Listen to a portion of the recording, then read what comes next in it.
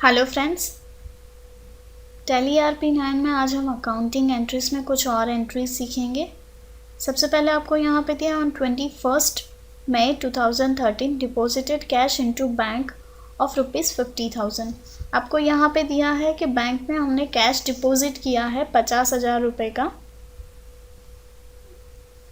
यानी कि यहाँ पे as per personal rule bank जो है रिसीवर हो रहा है, क्योंकि हमने कैश डिपॉजिट किया है, यानी हमारे पास से कैश जा रही है तो बैंक रिसीवर हो गया। और कैश थ्रू जा रही है तो यानी कैश हमारे पास से जा रही है तो as per nominal rule debit what comes in credit what goes out, यानी कैश यहाँ से जा रहा है तो हमने उसको क्रेडिट साइड में डाला है 50,000। तो इसके लिए हम इसकी ट्रांजेक्शन पास करेंगे।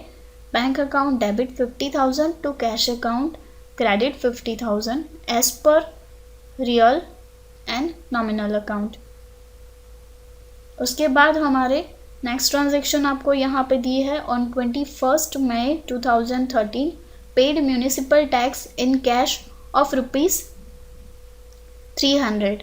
आपको यहाँ पे दिया है कि जो म्यूनिसिपल टैक्स है हमने ₹300 कैश में पेमेंट किया है, यानी कि म्यूनिसिपल टैक्स हमारा वन टाइप ऑफ एक्सपेंस होता है।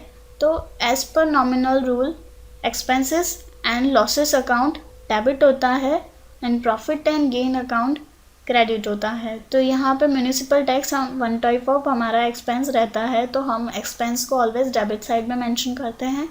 तो municipal tax account debit side में मेंशन किया जाएगा। तो municipal tax account debit 300 rupees, और कैश में हमने पेमेंट किया है तो उसको कैश को हम क्रेडिट साइड में मेंशन करेंगे 300 rupees. As per real account debit what comes in credit what goes out, तो कैश जा रही है तो उसको हम क्रेडिट साइड में कैश 300 रुपीज़।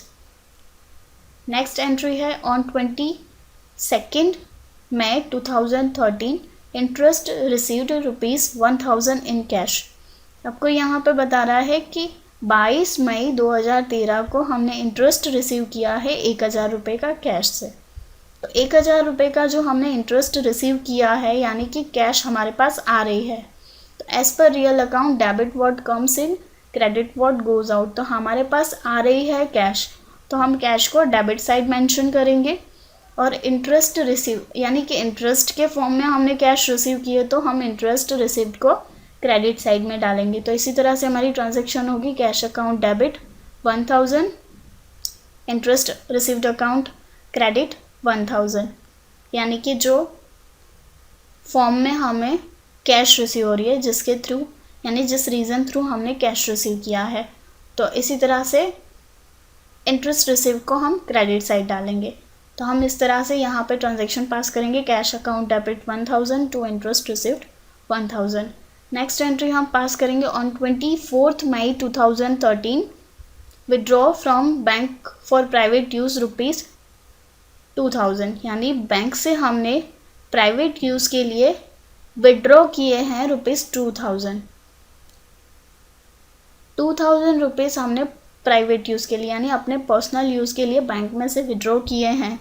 तो विड्रॉ के लिए यहाँ पे पर्टिकुलर वर्ड यूज़ होता है ड्राइंग। आपको यहाँ पे दिया गया है ड्राइंग। जब हम पैसे बैंक में से निकाल रहे हैं तो पैसे यानी कि हमारे पास से बैंक अकाउंट कम हो रहा है, और किस रीज़न थ्रू निकाल रहे हैं, ड्राइंग यानी personal use and private use के लिए हम यहाँ से निकाल रहे हैं। तो as per nominal rule expenses and loss account debit, drawing हमारा वन टाइप ऑफ एक्सपेंस होता है, इसीलिए हमने ड्राइंग अकाउंट को डेबिट साइड में मेंशन किया है। और टू बैंक यानी बैंक से उसकी पेमेंट हुई है ड्राइंग अकाउंट की, यानी बैंक अकाउंट हमारा डिक्रीज हो रहा है, इसीलिए हमने यहाँ पर बैंक को क्रेडिट में रखा है। क्योंकि as per personal account debit the receiver credit the giver, यहाँ पे ड्राइंग यानी बैंक अकाउंट से हमने रिसीव किया है, यानी बैंक गिवर हो गया है तो बैंक को हमने क्रेडिट साइड में रखा है। तो एंट्री होगी drawing account debit to bank account 2,000 rupees. उसी तरह से on 25 May 2013 received ₹8,500 in a cash from Pradeep in a full settlement of his account ₹1,000।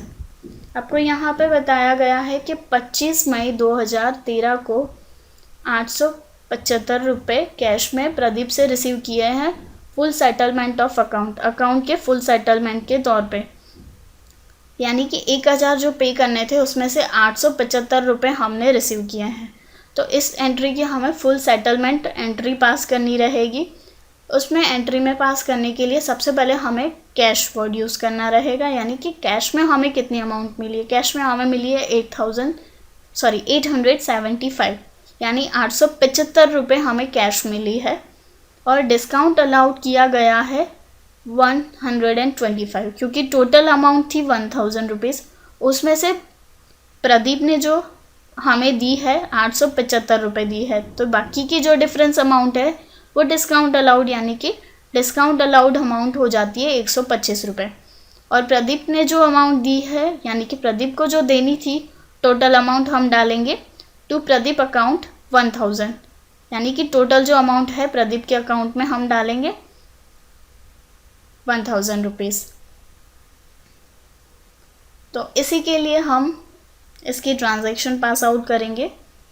Transaction pass out करने के लिए हमें हर एक वर्डिंग, यानी कि यहाँ पे आपको दिया गया है सेटलमेंट अमाउंट, प्रदीप, कैश और डिस्काउंट अलाउड, ये तीनों की तीनों चीज़ें आपको ध्यान में रखनी रहेंगी।